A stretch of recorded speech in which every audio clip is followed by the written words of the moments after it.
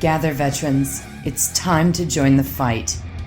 The long war begins.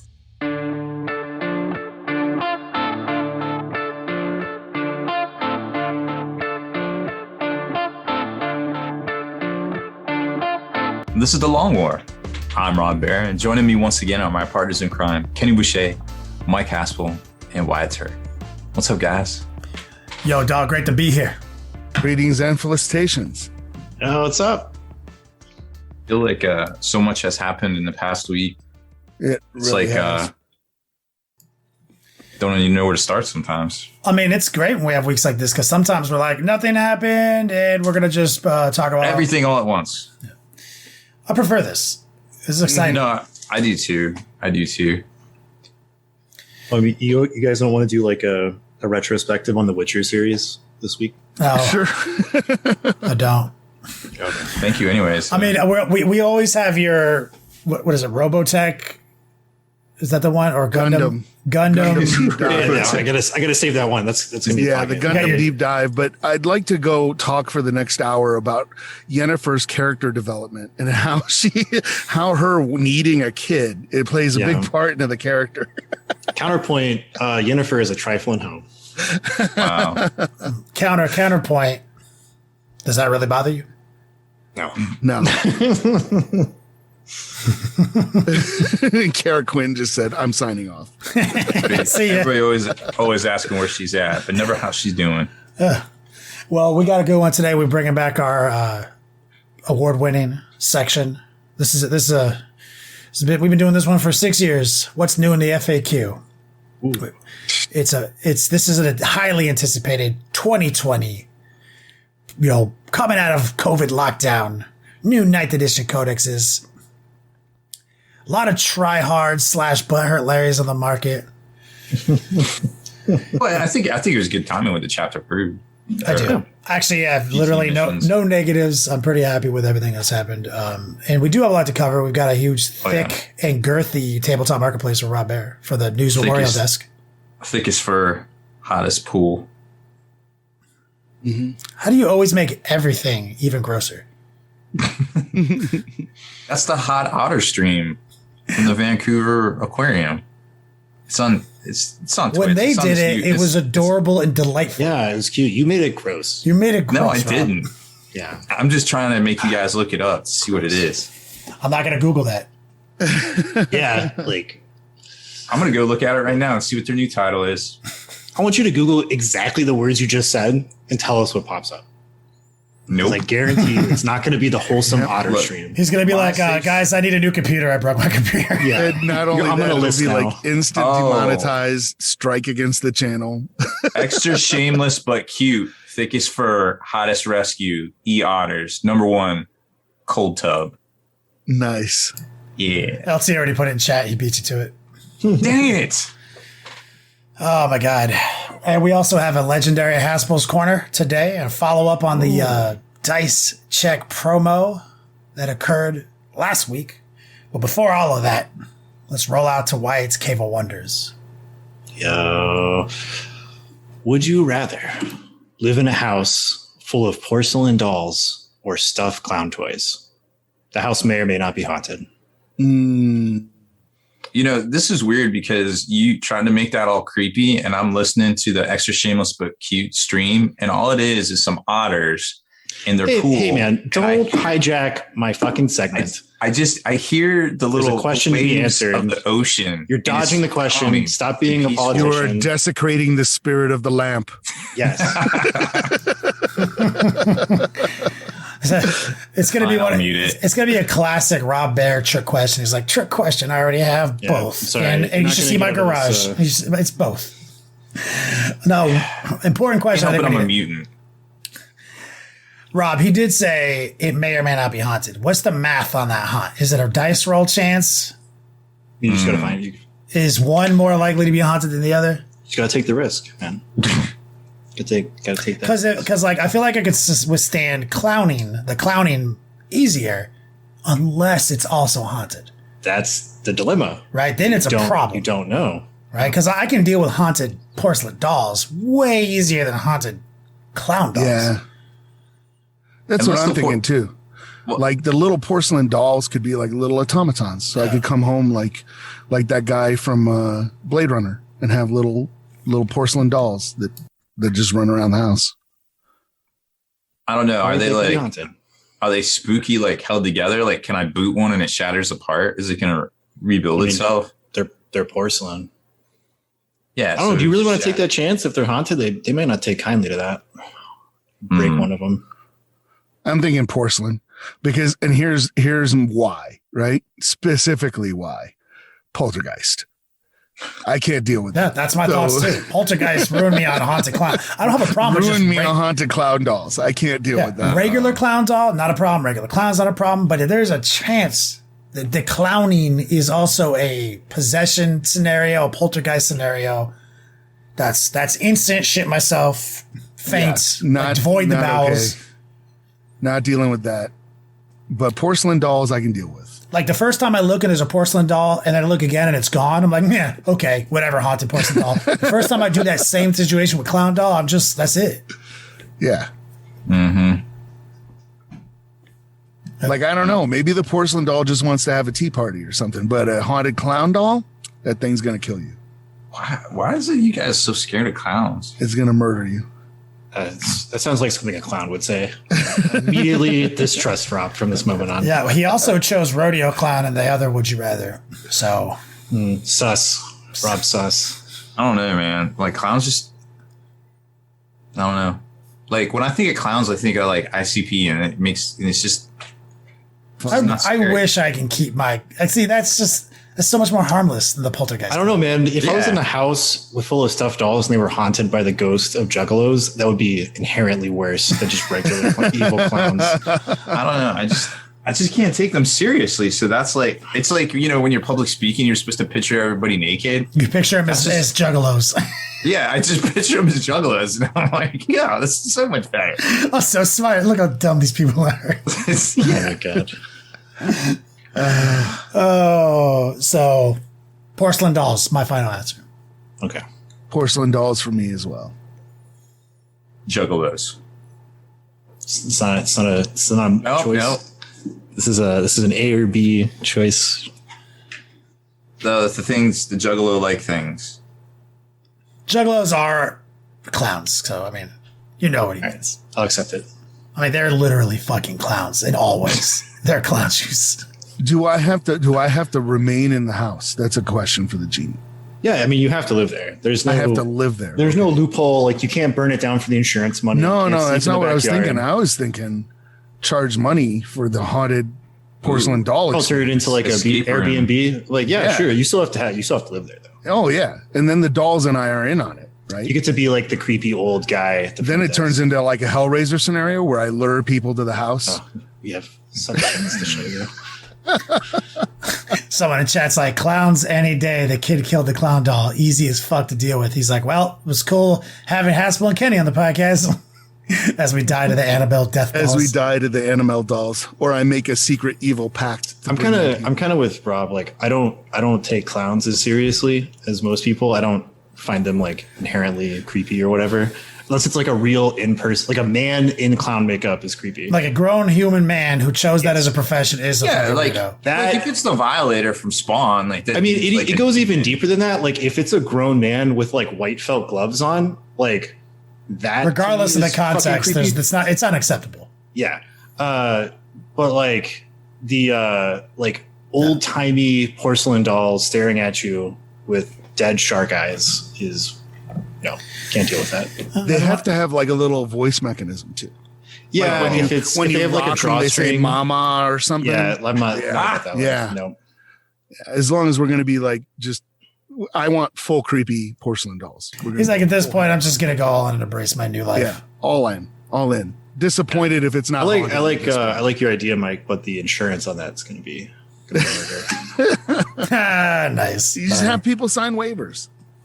Not responsible for what happened. And if people they just come down and it you're just just helps like your business. Nobody will believe you. And Yeah. you stroke your hairless cat and laugh.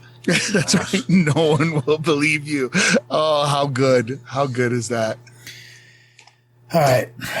Good one, Wyatt. Rob, let's do the news. I got some news. Yeah, you do. I know you do. Got a whole page of news here. I'm just gonna read it back. Here we go. So coming out this week is all the dope ass Kragnos for Age of Sigmar. I'm gonna probably talk a little bit too much about Age of Sigmar tonight. So just bear with me. I will have my reasons. But I did want to mention that Games Workshop has kind of let loose with some of their allocations. So they contacted retailers where the Sigmar stuff was allocated to one each, the Kragnos book and the new Sylvaneth model and Big Kragnos himself. And I think the new Slaanesh Demon twins, which you can only make one in the box. I'm sure they'll get 40K rules when Be'lakor dies officially. They were all one. Now they're 10.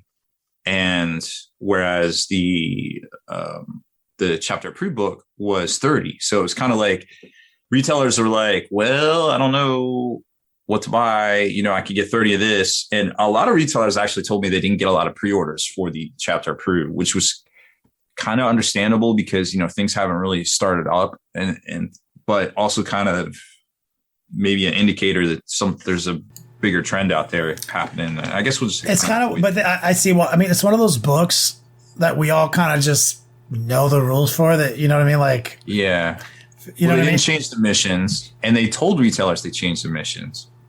That was the sad part. It's like one of the. But if you're not going to a tournament soon, like I can see people not buying that. Hey, I'm going to buy that when I get to go. And even if you are going to a tournament soon, like, you don't need to own that book to know the missions. Like, it's not even like, you know, so I get why, like, a lot of people are like, you know what, I'm not going to spend, they're spending their money with a little bit more information behind it. Like, they're. And in defense of books, when you guys get your new one, instead of like tearing out all the incursion missions, just take like a rubber band and just rubber band all those pages together. I'll do that for you. Okay. Yep.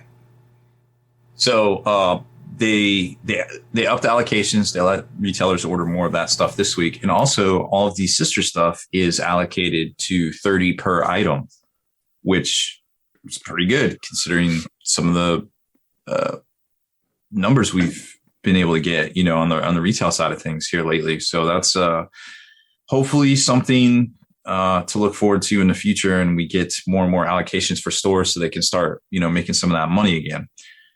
Going on pre-order this week is going to be all of the sister stuff, of course. So the Paragon Warsuit box, which is 3 models for $65. The Celestin Sacristans are $55. I believe that's for 5 models. And Morin Vol, I can't even read my own writing. She is $55. That's the High Lord of Terra suit lady. Yeah. Pretty cool looking. The Palatine model separately is going to be available for the first time for $35. The Dogmata, also independent character, $35 as well. The dice are $35. I can't say that with a straight face, but to be fair, they are pretty good looking. They're kind of bone color, and they have the fleur de lis for, you know, if it's a roll of 1, there's 1. If it's 2, there's 2 fleur de lis. So it's readable from a distance, and it's just not super. It's an opaque dice with fleur de lis. Yeah, man. You know, some people just need dice. I get it. I agree. I already pre-ordered it. Well played. Point taken. Unfortunately, I'm not saying I'll play with them. I just pre-ordered them.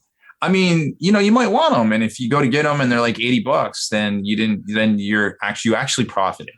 Yeah, you profited. See. Yep. So the Underworld set, which I think is the Ossiarch Bone Reapers, they are unfortunately allocated to 1, but they are $40, just like we expected. The Sororitas Codex is $50. The data cards are $25. And then there's some books, some Black Library books coming out. But Necromunda folks, and this is where I was kind of confused too, because they did all these previews and stuff for the new Caldor minis, which look great. They're Redemptionists and everything, and they got fire everywhere, and just really cool looking models. And, you know, some of the fan favorites out there for Necromunda, but they're allocated to 1 box. They're $42, and they have their latest book, $55. You know, a lot of people complain about how the content is in 40K, like where they, you know, will put some rules in a Caradon expansion or a Psychic Awakening expansion.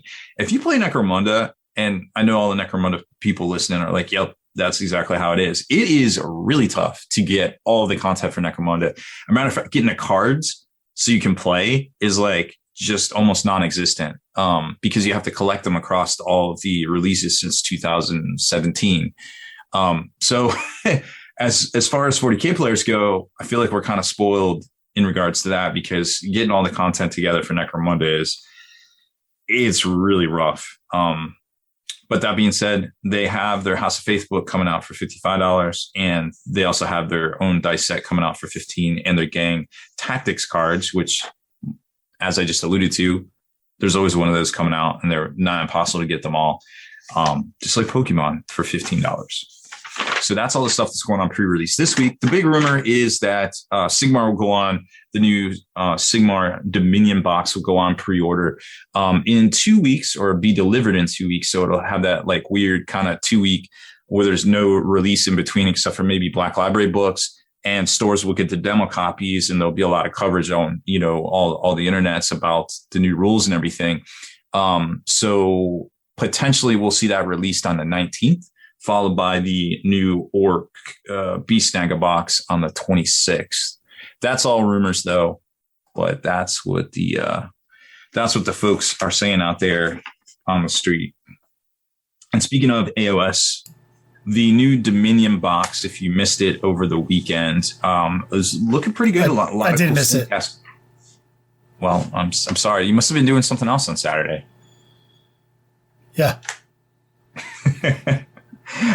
They unveiled the Cruel Boys for the Cruel Boys Oruks, which are basically, Haspil, how would you describe them? I have no idea. They're like leaner, skinnier orcs. Would you say they looked like they're leaner orcs in a movie? More gangly. No, I don't. I know what you're alluding to. I don't think they look that way.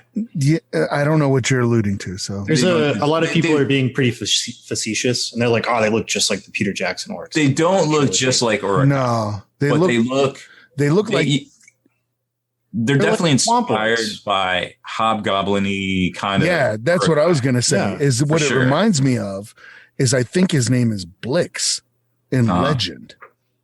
Oh yeah. That's what they remind me of. He was like a hobgoblin. Yep. He was one of Darkness's minion things. Mm-hmm. Yeah. I don't know. I think they look cool. Oh, they look great. And I think they knew that they had a hit on their hands, and that's why they kind of held it really close to the vest. But the rumors were out there, of course, and they look great. I think a lot of people are going to really, because now we got the Beast Nagas, and now we got these cool looking Cruel Boys. I will say this, that I kind of wish that they would bring more of the dynamism of the Age of Sigmar Uruks into 40K, because I like the Beast Nagas, but the Beast Nagas are like one step better than the old boys. Like they're still kind of refusing to go the way of like the Uruk Brutes or something like that. And I kind of wish they would just pull the trigger on it and go that way, because they like their skeleton makes more sense. Right. Does that track with you guys? Like, if you were to take this fictional orc, cut its skeleton out, the fantasy ones, they make sense. The 40K ones, not so much. And it's weird because like you have the new boys on the buggies that have better skeletal proportions than the new Beast Nagas. So it's weird. I don't know why they're doing it that way. Well, I think they're going to be popular, and they look good still. I'm just picking. Yeah, no, I feel you, and it's it's definitely a G-Dub kind of copyright look and feel to them, but they're definitely inspired by pop culture and even obscure stuff that Haspil even when he said it, I was like, oh yeah, you're right.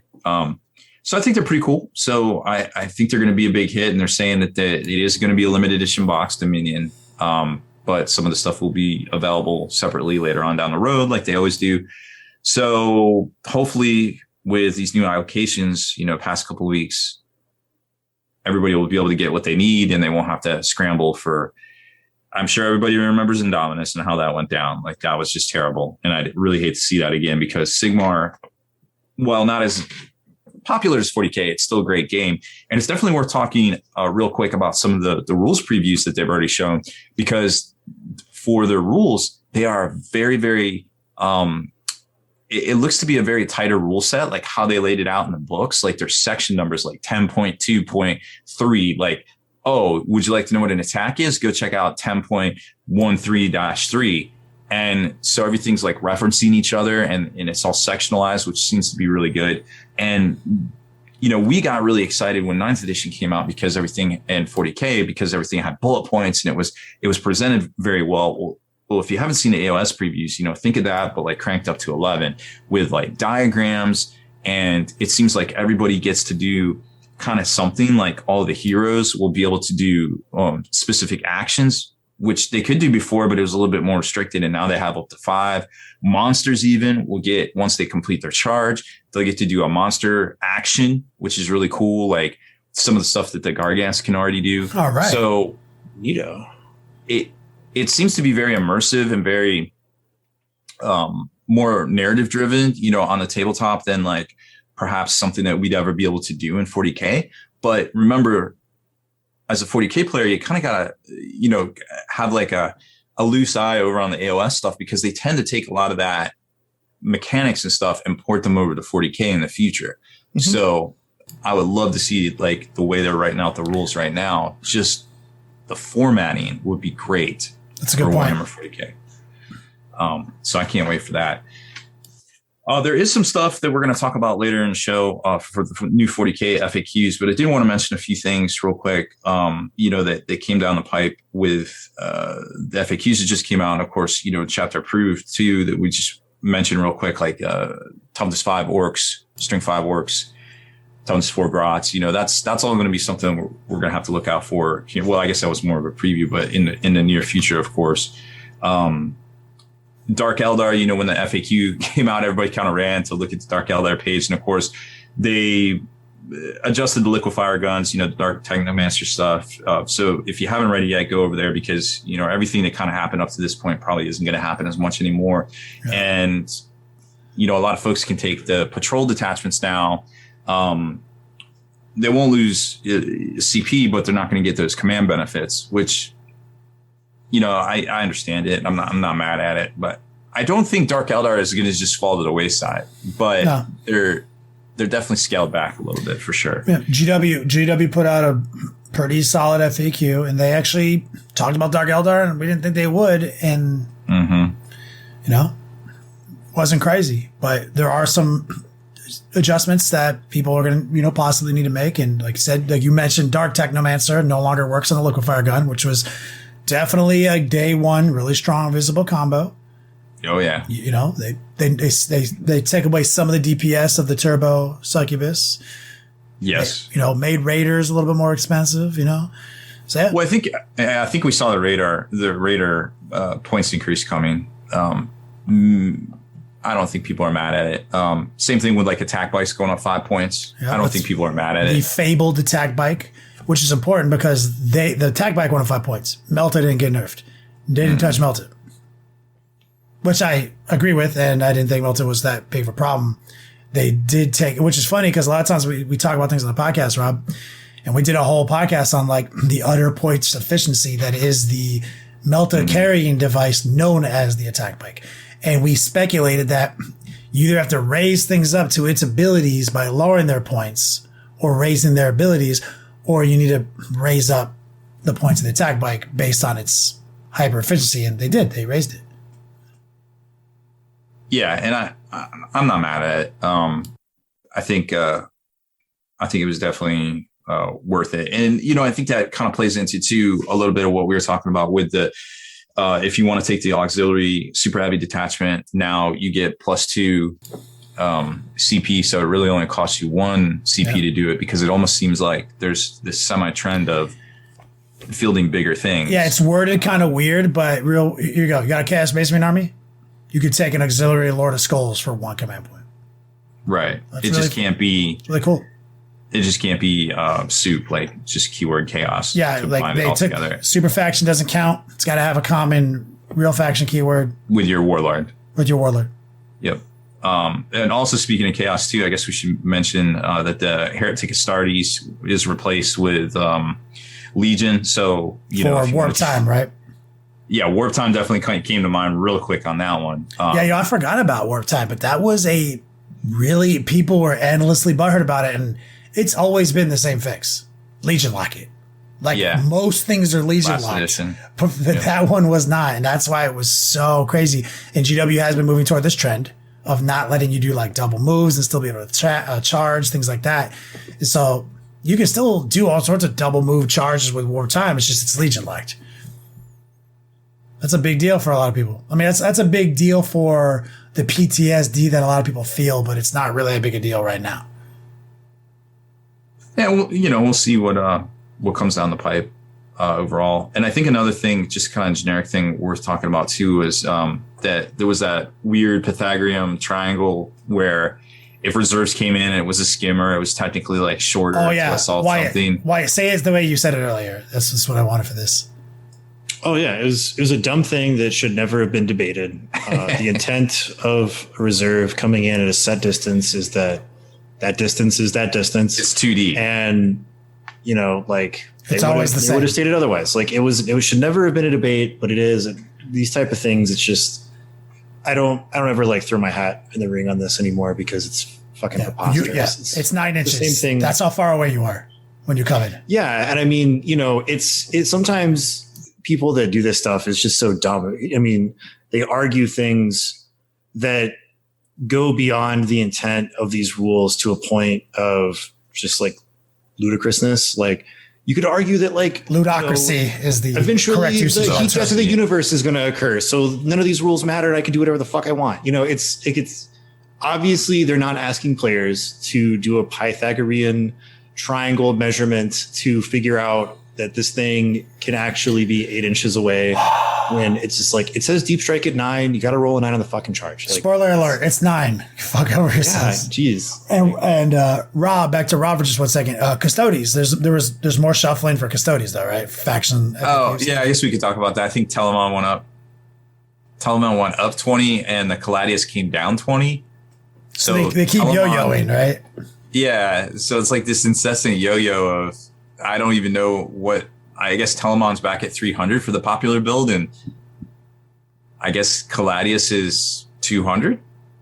Is that all right? I haven't even looked because I can't keep track. I just have to battle scribe it at this point. And we are going to do a what's new in FAQ on core rules here in the meat and potato section because we assume that everyone instantly flipped to Dark Eldar, and then after you're done looking at Dark Eldar, you flip to your favorite faction. Yep. And so, there's a lot of things in there. And obviously there's a doc floating around with the point adjustments pre-chapter approved, right? So that's where all these points are currently coming. Everybody knows this is pretty classic. We already know the points from this Google document. Most people have already seen. Yeah. So that's where our information's coming there. And that's standard operating procedure. But we'll cover the big 3, our favorite 3 core rule changes here after Haspil's corner. But Rob, do you have any more on the memorial desk? Yeah. Actually, it's been a hot week. So back to the Joy Toy preview. Joy Toy, yeah. This is a family show. I actually got my Joy Toy in the mail. It is. Oh, you got one already, huh? Yeah. Is it fully articulated? Mine has no points of articulation. It's kind of like a cylinder. Oh, okay. I'm only talking about different things. So they showed off the prototype for the Space Marine Vanguard Joy Toy. It has multiple points of articulation, and it's about 4 inches. Cool. Mine is a lot longer than 4 inches. Isn't that then in the article? Didn't they say that like the Joy Toy is actually like a nom de guerre for the actual company name, like because it's really long or something? Oh, like the company isn't actually called Joy Toy. It's like.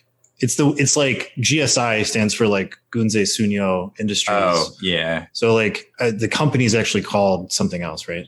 I'm sure you might be right. I do not remember reading that though. You're the news guy. No, I don't know. But in all seriousness, the little action figure actually looks really cool. But G.I. Joe's about to get wrecked. I like the Phobos armor a lot, so I might be in the minority on that. I'm gonna buy some G.I. Joe action or like the Tomcat to put them in. It's pretty cool. Like, I think it looks neato. Yeah. I kind of wish what they would do with the artist proof is just like not fully assemble them. Yeah, it gets kind of tricky because of the moving parts. Yeah, because like the problem I have, like the reason I haven't really done anything with the McFarlane one is because the joints can't be disassembled without breaking them.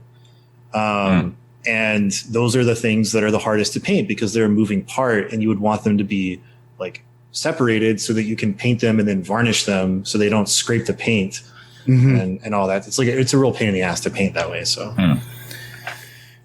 you know, it's funny you said, when he said, you're like, oh, you're the news guy. Didn't you read that?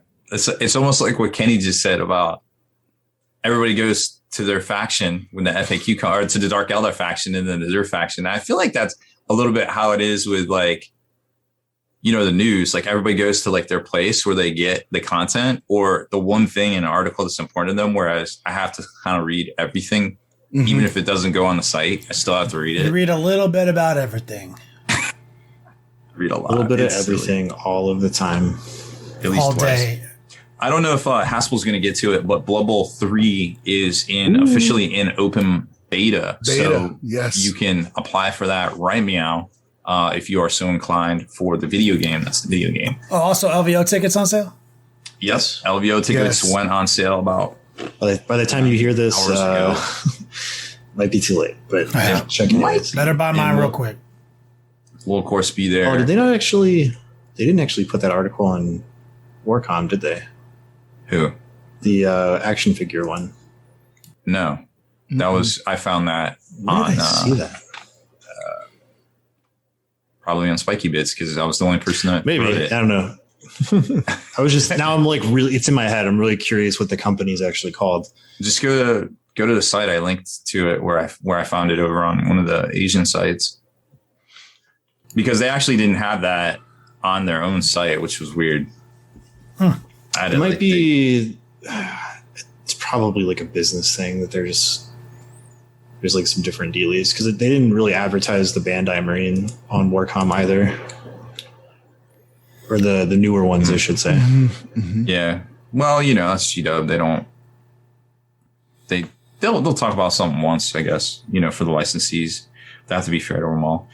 What else are we going to talk about? Oh, okay. So Cromlech's actually going to have a sale this weekend on their Legionnaires upgrade bits and whole kits and things like that. So check them out. It's bitsofwar.com. You can go to cromlech.com, but that's just their news site. You actually want to go to Bits of War if you're looking to score some of those. So they got some pretty cool alternate Primaris bits and things like that. I had a bunch of them here, checking them out, and they're pretty cool. Like, if you're like, man, I really wish I had XYZ for Primaris for my chapter, they probably have it over there. Let's check it out.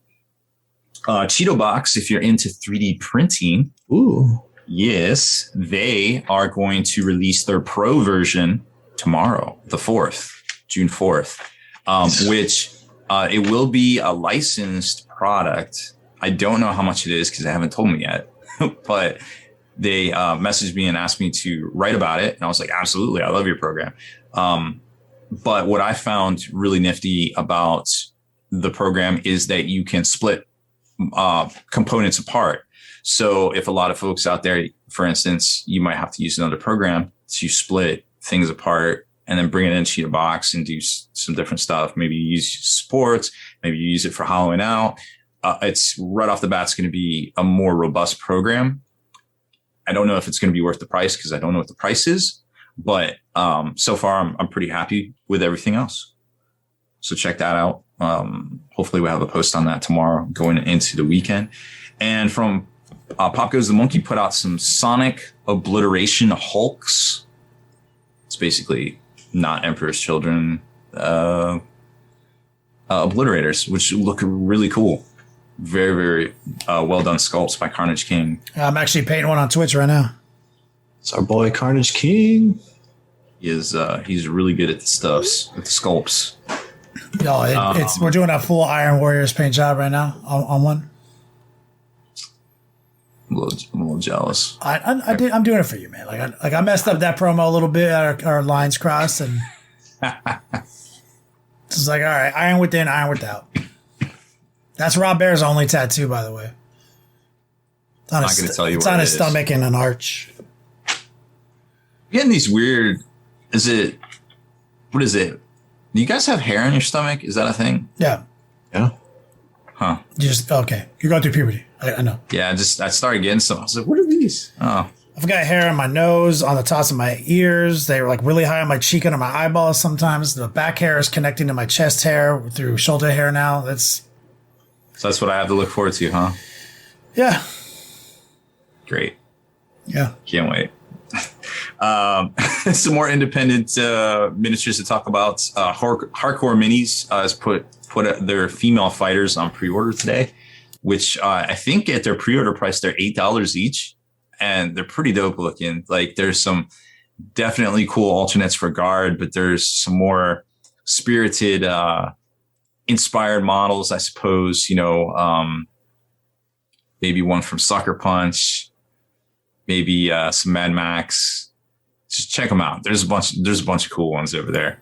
They look pretty neat, and I think a lot of people might be able to work them into their guard armies if they're so inclined. I think it's some of their best work yet, to be quite honest. I really dug them. And we here at Spiky Bits, I had to add a model to our big release for the Prioris that came out. Originally, it was a 2-pack, but it turns out people might prefer that model in a 3-pack. So what we did was we just added one in for the same price. It's actually a little bit cheaper than what you might expect for another 3-pack model. But sometimes you just got to do those sort of things because, it's the right thing to do. So anybody that... You're the hero that we deserve. I wouldn't go that far. But anybody that pre-ordered the Prioris model, you're automatically getting an extra one for every set you bought. And now it's listed as a 3-model set instead of a 2-model set. Oh, neat. Oh, yeah, man. I think it's $59.99. So those are still on pre-order. But if you pre-order them now, you probably won't get them for a couple of weeks because we got to make some more. Reasons. Hell yeah, man. Holding it down. That's all I got. All right. I think it was enough. Good job, man. We got some solid news on the Memorial Desk. Thank you, Rob Baer. I have a quick follow-up on the promotion that we hyped up for the last 2 weeks. The Dice Check live stream. Came back from that battle report. It happened on Saturday. I missed a lot of these previews because of that. Was able to go down there, check out the facility for the first time in person. It was totally professional. They were very welcoming. Overall, incredible experience. Played the game on live stream for a couple hours, maybe 3 hours. We got into it. We talked about Dragon Ball Z. We talked about Yajirobe being the one true savior of humanity. And we rolled some dice. It was truly one of my favorite moments that I've had in a long time. My favorite thing to do is play 40K. Model my life after it. So I got to play 40K for the first time in over a year. Got to do it on a camera live, which is kind of like my natural environment these days, especially during lockdown. So that felt really good and natural. And I won, which always feels great. Yes. So the old... did you do the old sticky note thing? I did. Did you decide? You did? Oh, did. okay. Was it accurate? It was within 5 points on both scores. Nice. So I predicted the round 3 score on the 25th prior to the game. And I was within like 5 points of the score and showed it on camera. So it was just like, pow, son. I schemed. Scheming is my favorite phase of the game. So it was a good time. Matt was an incredible opponent. He brought a really solid list. He walked me through some things. I learned some stuff that I didn't know about 9th edition. Completely forgot about getting him a command point every turn because I haven't actually played. I was like, yep, down to 4. And he's like, you're back to 5, dog. And I was like, no, I already spent one. He's like, no. You get one a turn. I was like, oh my fucking God, this changes everything. Need to do some more math. I still have to remind people that they get a command point. Like, I'm super good at managing that sort of deal, but I'll be like, hey, you get one. Don't forget. Thank you for people like you and Matt. And I learned now that defenders fight first in prolonged combats, now called normal combats. We'll get to that in a minute. Yeah. I didn't know that. And like, he kept trying to say like, oh, you're going to go Morty over here. I was like, no. I got to like, cause it's this. And he's like, no. I was like, no, dude, like you're going to fight first. And he's like, No, dude, I'm telling you, defenders fight first in the sustained combats. It's like, this changes everything. Yeah. Like, so he truly was able to walk me through a couple of, idiosyncrasies I was missing. But obviously, I have a lot of experience playing the game in 8th edition and 7th edition and all the way back to 3rd. It's not that much different of an edition. I was able to stay on top of things through redundant selection in my secondaries that didn't force me to think too hard.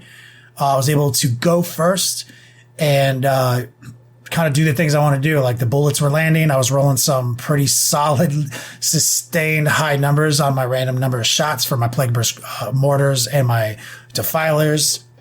And pulled out the big double on cam. The guys have invited me back for some more competitive, because he liked the competitive level. So we're trying to do something next week for their YouTube battle report series, not their live stream. And I've got a few wacky cast lists I'm itching to try, and he wants to try his Harlequins out again. And so we may be doing a Chaos Space Marine 8th edition jank list versus a Harlequin Fun Police list. Yeah, it was a really cool live battle report. Appreciate that. For anybody who hasn't checked them out, I know that we talk about, it's a battle report, and those can be kind of boring, but I recommend giving it a try. Give it the old college try. Check them out, because these guys, I'm constantly and repeatedly impressed by their commitment to excellence.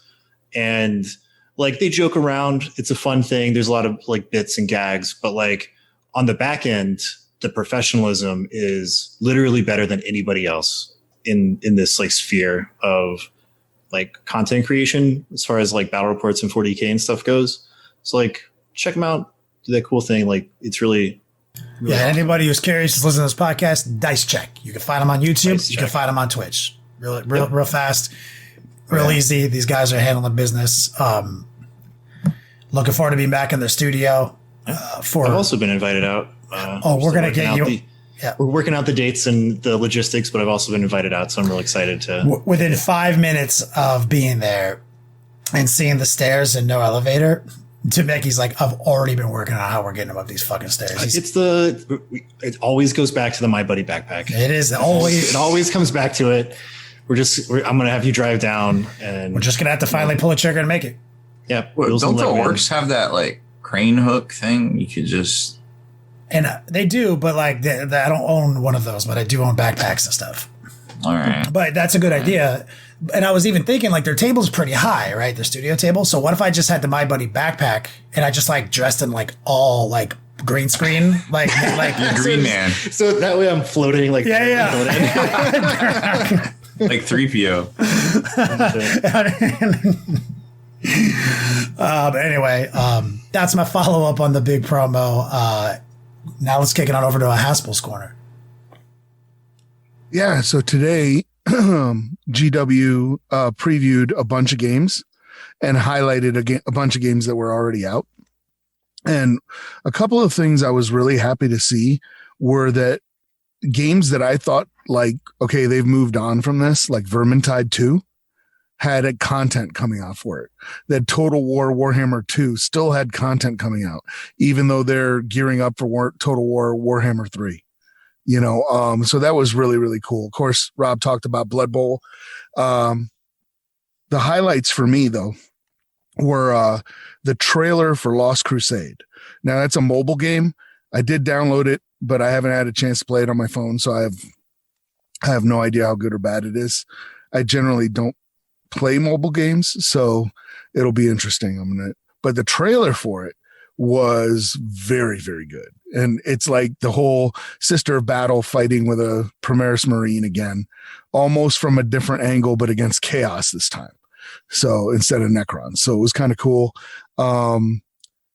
This is really huge. So you've heard me say things like Warhammer Underworlds is the best game that Games Workshop has ever put together. And I still firmly believe that, even though I don't play it that much. Well, there is a digital copy of the game that a lot of people don't know about. It is actually well executed. It has the cards, you customize your decks. Everything has multiplayer. I haven't actually played the multiplayer since it came out of beta, but it was kind of clunky in beta. So I don't know if they fixed it. But single player, it plays perfectly. It's just like the tabletop. Here's the big deal. From June 3rd, that is the day that we're recording this, to 10 June, that game is free to keep on Steam. So that means you download it, you play it, it's yours. So it does come with some core crews, but you do have DLC to buy additional guys,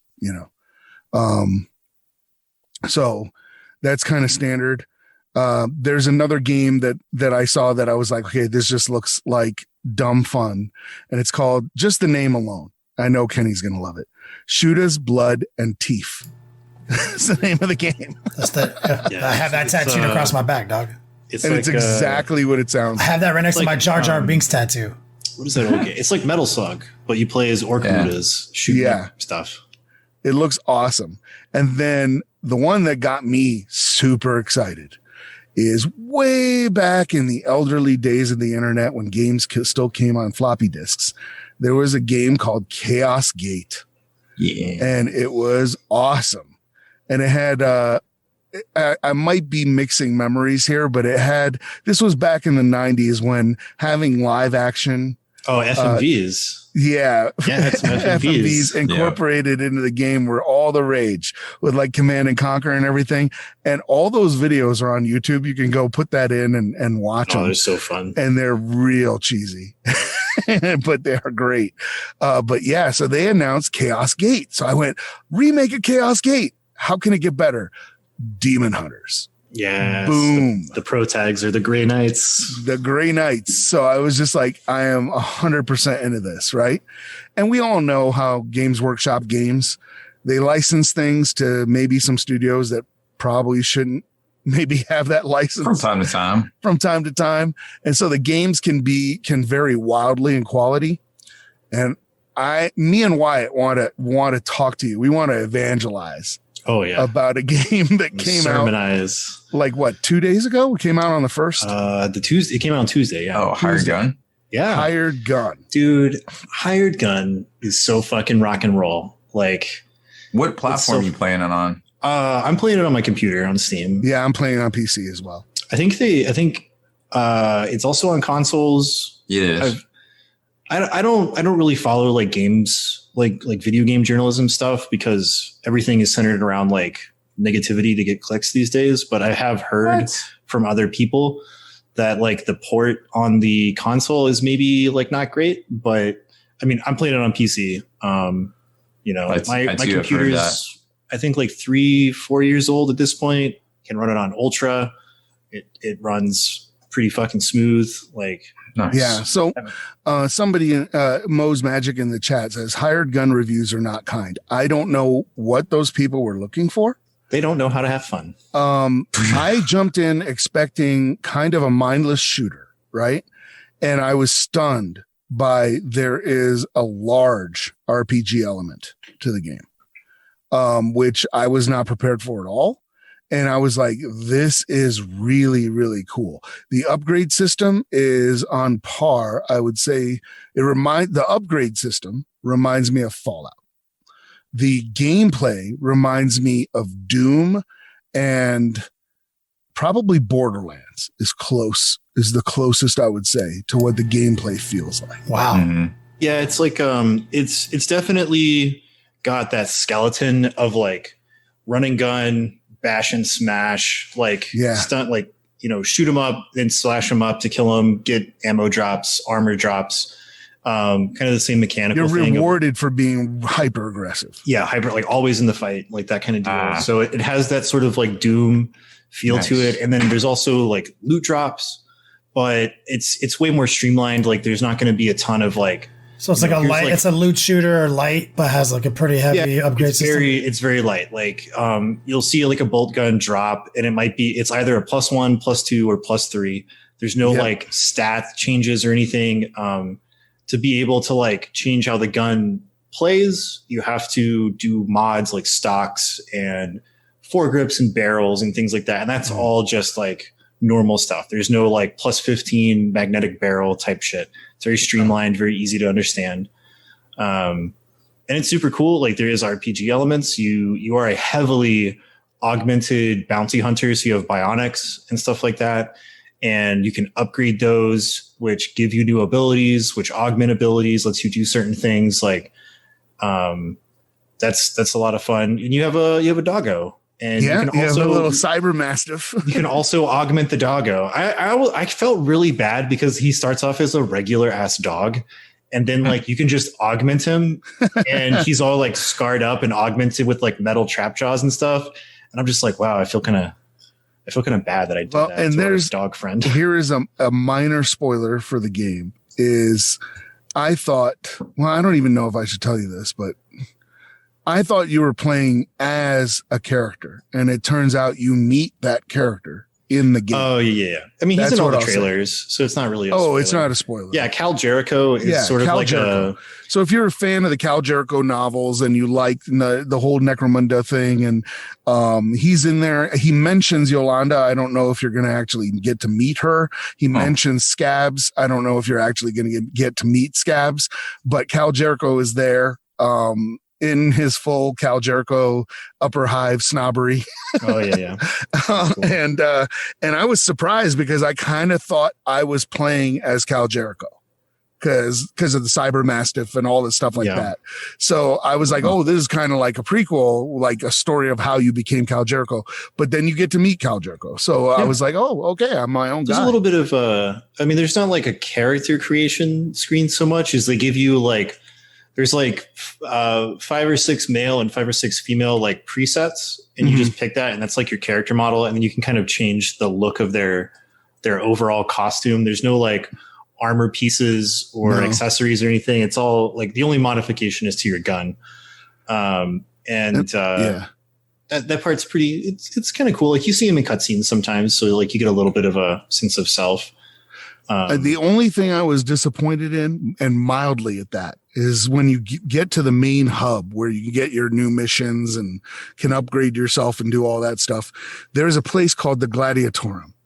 And if you guys remember like Auto Duel back in the day, you know, this is like, I'm trying to think of Origin, I think is the ones who made that game, but Auto Duel or like Mech Warrior, when you can go to Solaris and just kind of rack up money fighting in the arena.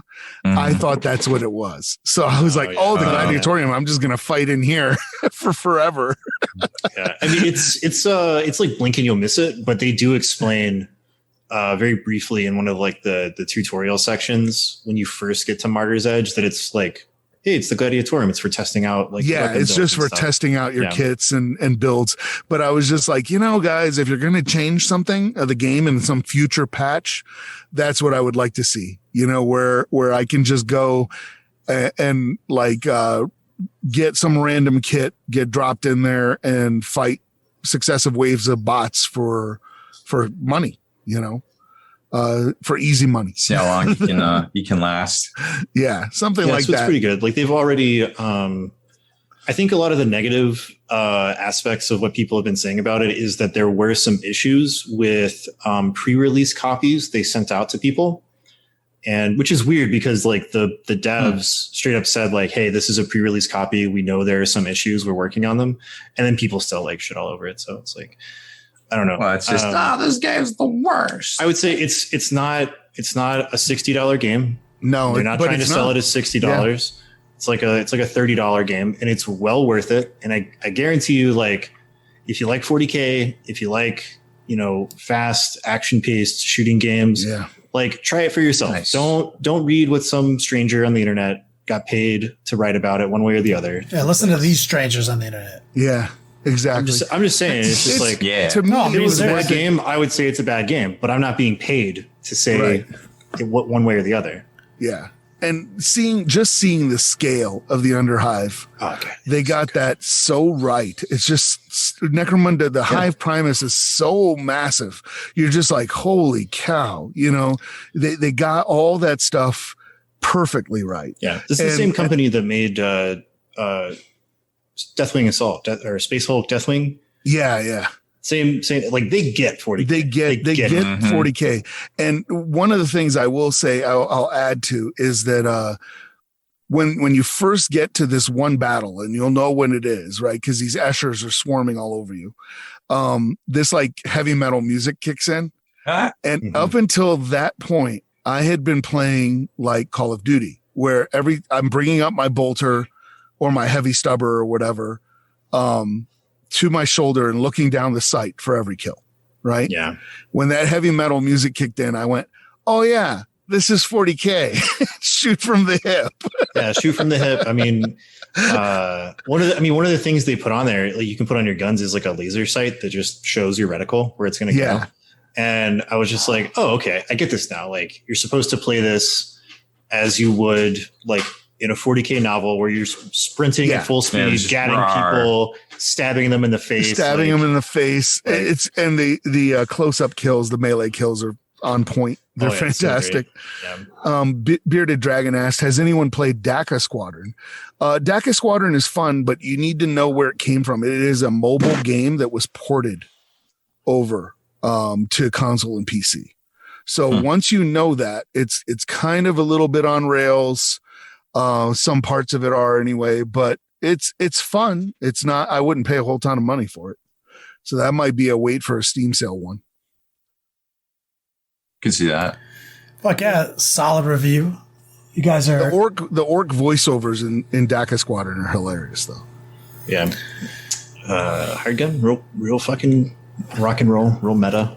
Thanks for the review. Now I know I need to buy this game, but I've been looking for a good fucking game, man. And now it's great for drop in and drop out. Like you do a mission. It's good. Yeah.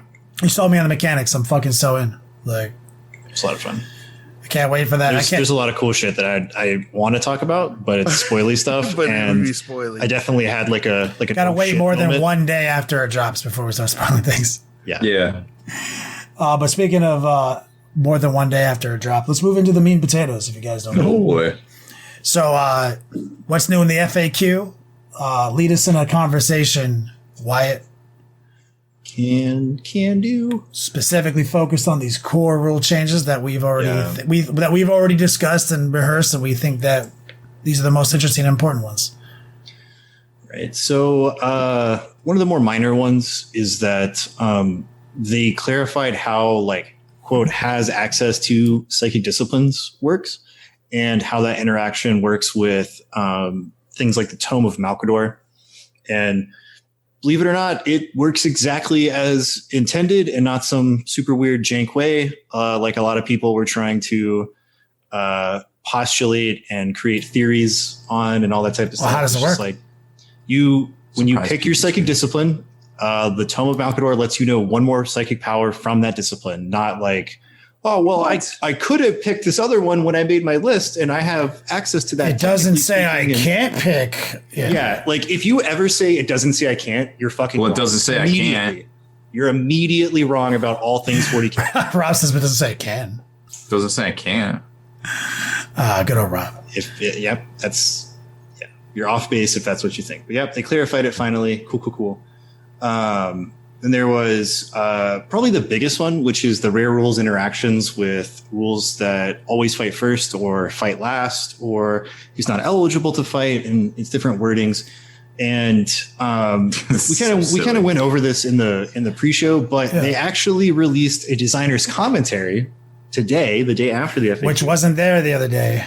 Wasn't there on launch because so many people did not understand this word salad they pushed out. So I'm not even going to confuse you. I'm just going to read the designer's commentary. Let's read it. So basically it says, if you have a fights first rule and you are affected by a fights last rule, those cancel each other out.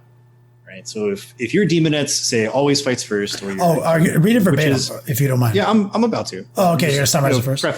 Prefacing, right? So basically, like they cancel each other out. Right, that's how it works. And they lay it out in a numbered system that's really easy. So they explain what canceling it out means. Right. So it says, in practice, it's best to think of the fight phase as being made up of 3 separate steps as follows. 1, players alternate selecting eligible, quote, fights first units to fight with, one at a time, starting with the player whose turn is taking place. 2, players alternate selecting eligible fights normally units to fight with, one at a time, starting with the player whose turn is not taking place. And 3, players alternate selecting eligible fights last units to fight with one at a time, starting with the player whose turn is taking place. A unit that fights normally is simply one that is not being affected by either a fights first or a fights last rule. The rare rules then clarify a few things. 1, if a unit has charged, it is a fights first unit that turn. Interesting. 2, important because charging now assigns you this tagline, fights first. Exactly. Yeah, in the absence of any other rules, charging gives you fight first, right? 2, a unit is a fights first unit whether it is under the effect of just one or multiple fights first rules. 3, a unit is a fights last unit whether it is under the effect of just one or multiple fight last rules. 4, if a unit would be both a fights first and a fights last unit at the same time, it is instead a fights normally unit. Which circles back to the they cancel each other out statement. Yes. That's the term. So it's like if you have your witches or demonettes or whatever, something that says like fights first, right? And then Kenny has a unit that says like, oh, they're not eligible to fight until all their other units. It says you don't benefit from charging. Yeah, any wording that would make it a fights last. Because they are both a fights first and a fights last at the same time, they cancel each other out and they are a fights normal unit. And let me even make it officially as professional as possible, because obviously the hottest relic on the market right now for true fights last is the not only relic but unit rules. I'm going to just go straight to the Foul Blight Spawn. So the Foul Blight Spawn for Death Guard is one of the most popular fights last units. Okay, this is kind of like what's on a lot of people's minds. Now, he comes innately with this ability called Putrefy and Stink. And it says at the start of the fight phase, you can select one enemy unit within 3 inches of this model. That unit is not eligible to fight this phase until all eligible units from your army have done so. So that is a targeted ability that says they are simply not eligible to fight until all other eligible units. So, like in the context of this, Wyatt,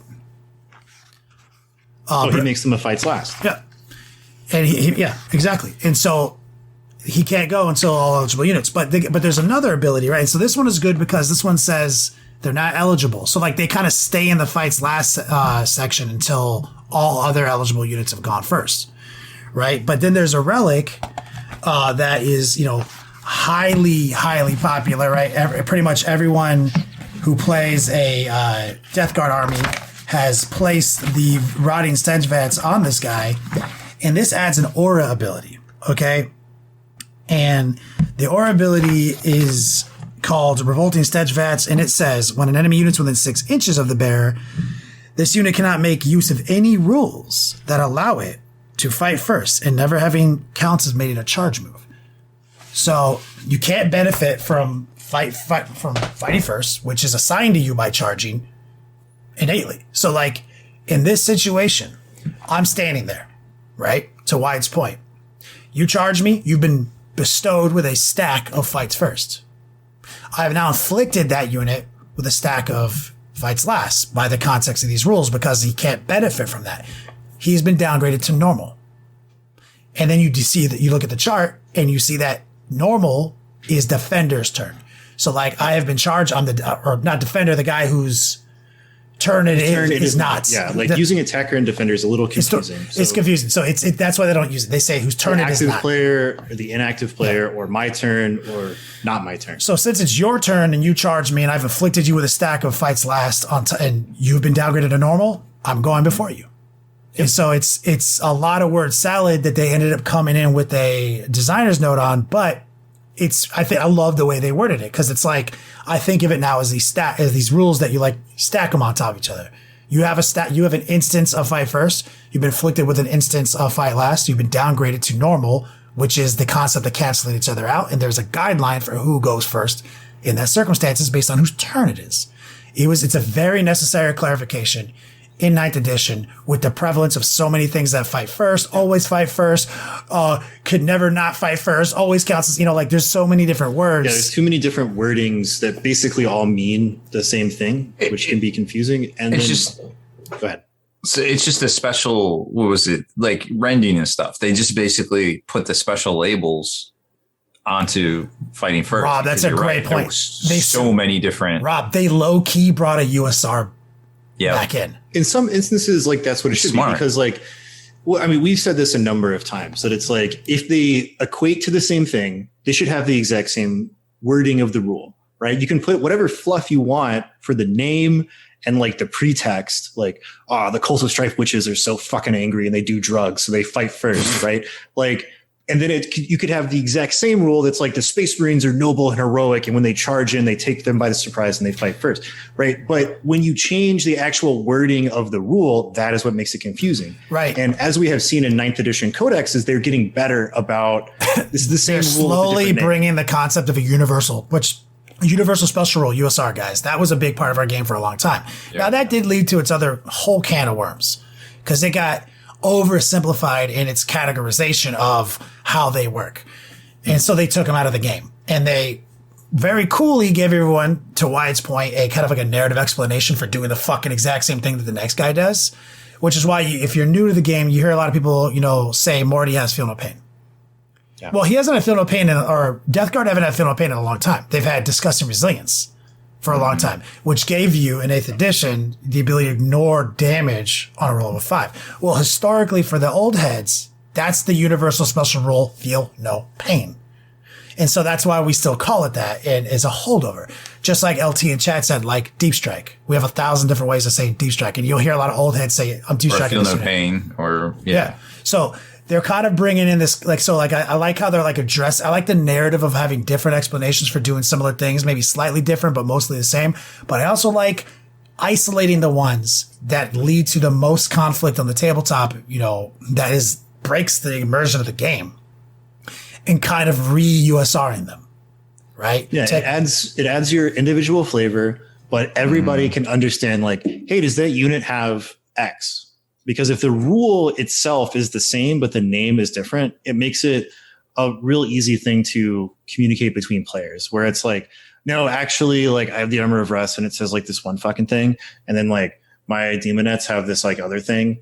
It just leads to that sort of like debate and discussion. And it's just like, hey, does that guy have Feel No Pain? Like, yeah. Okay, cool. I think like, it doesn't matter if it's called like Disgustingly Resilient or Power from Pain or like any of that kind of shit. Whoever wrote the designer's note, go fucking start. Yeah. By using the analogy of like, think of it as 3 sections. So like we're in a phase and we have like these 3 elements. And by assigning like the normal, like, and then fights normal, like it was, that analogy is like what got me in it. Cause I was very confused reading it, hearing it. And then when you read the designer's note, I was like, oh, I fucking instantly get it.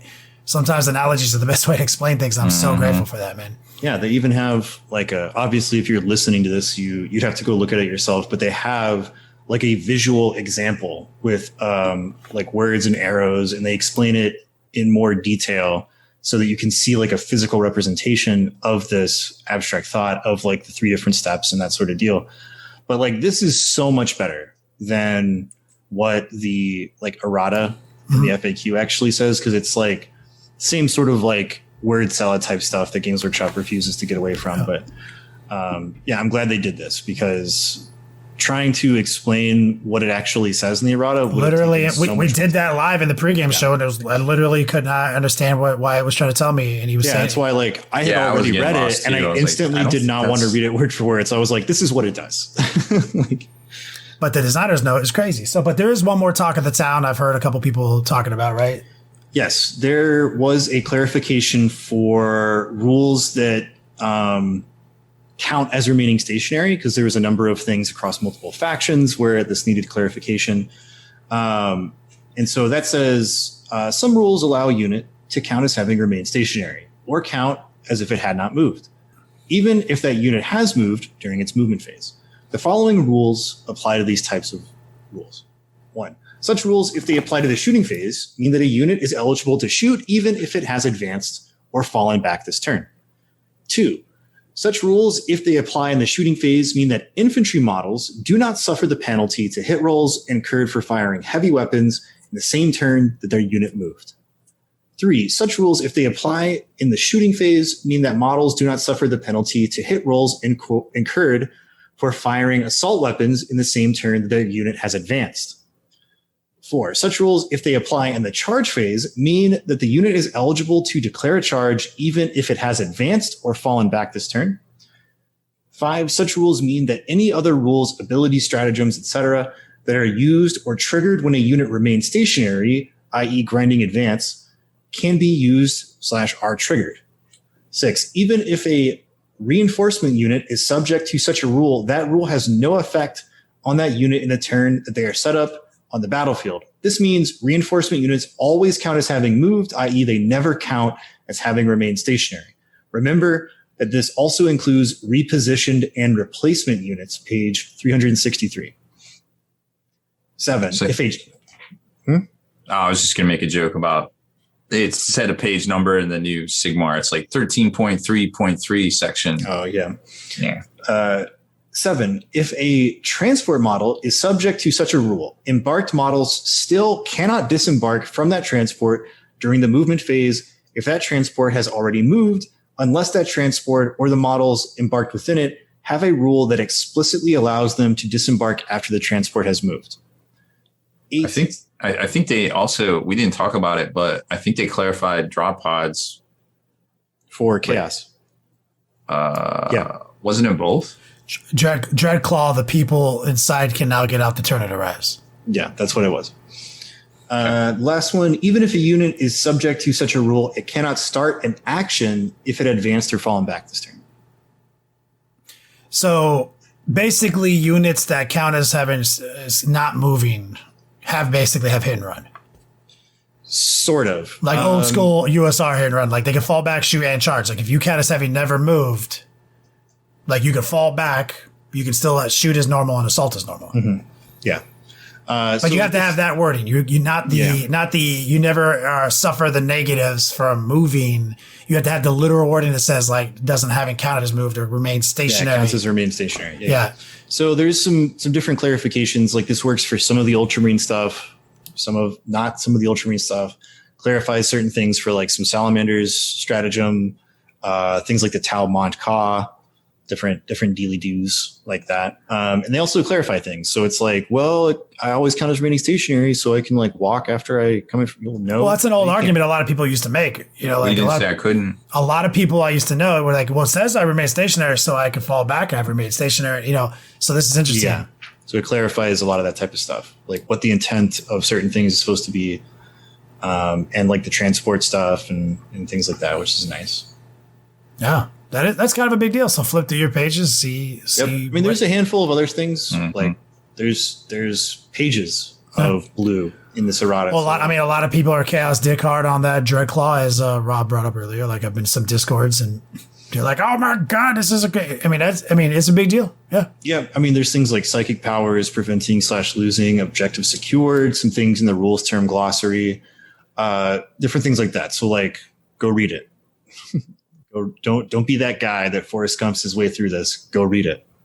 We just picked, these are our top picks, our most like game changers, most applied as a lot of people who will be playing in an event this weekend. Yeah, I mean we don't have time. We'd be here for like 3 hours just talking about. It was pretty significant update and a good overall well done.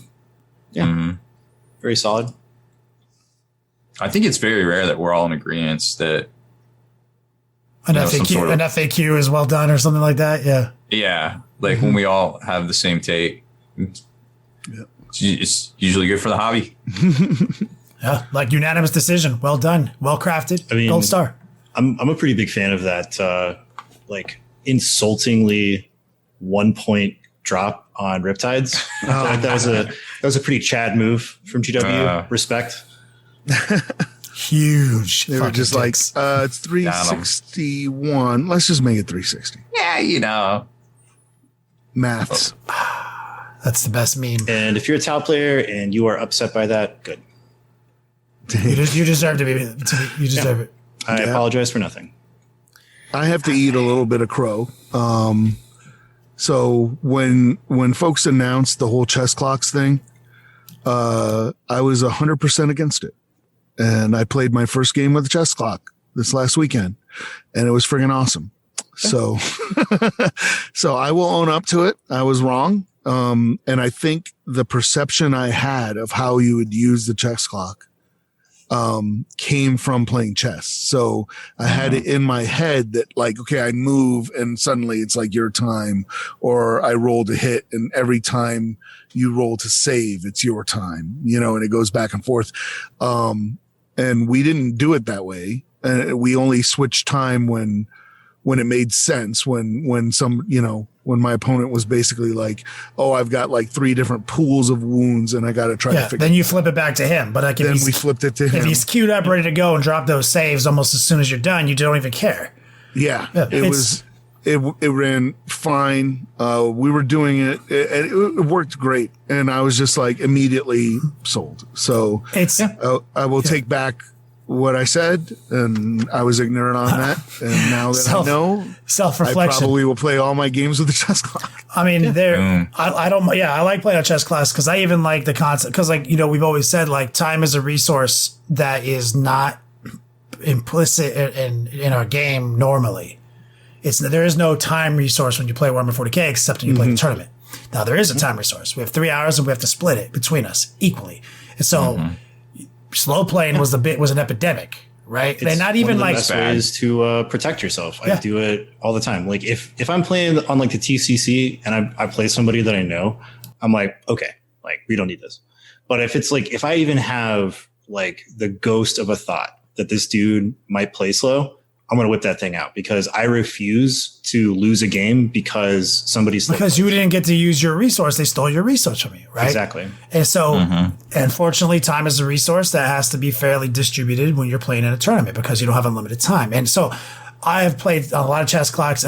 When discussing resilience with Still Feel No Pain, I remember like, that's just something I knew when I played against somebody with a bunch of, Feel No Pain rolls.